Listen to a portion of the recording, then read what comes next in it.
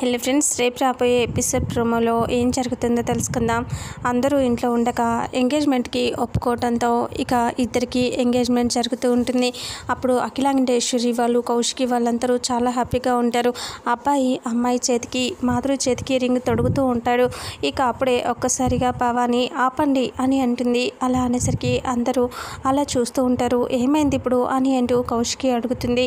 అలా అడిగేసరికి భవాని అంటుంది, ఎంగేజ్మెంట్ కంటే ముందుగానే ల్యాండ్ పేపర్స్ మా చేతుల్లో పెడితేనే ఈ ఎంగేజ్మెంట్ జరుగుతుంది అని అంటూ భవాని అనగానే ఇక అప్పుడే సుధాకర్ సరే అని అంటాడు. ఇక అప్పుడే కౌశికి సరే ఆ ల్యాండ్ పేపర్స్ ఇచ్చేస్తాం, బాబాయ్ వెళ్ళి తీసుకురండి అని అంటే సుధాకర్ వెళ్ళి తీసుకురావడానికి వెళ్తాడు. అక్కడ ఆ డ్రాలో ల్యాండ్ పేపర్స్ ఉండవు.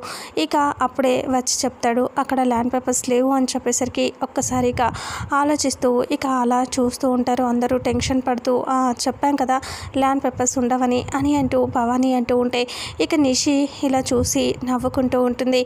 ఆ ల్యాండ్ పేపర్స్ ఎందుకుంటాయి, నేను తీసేశాను కదా అని అనుకుంటూ నవ్వుకుంటూ ఉంటుంది. ఇక నిషి కౌశికి పడుకున్నప్పుడు వెళ్ళి డ్రాలో నుంచి ల్యాండ్ పేపర్స్ తీసుకొచ్చి దాచిపెడుతుంది. నేను తీసుకున్నాను కదా ఇంకెక్కడ ల్యాండ్ పేపర్స్ అని నవ్వుకుంటూ ఉంటుంది.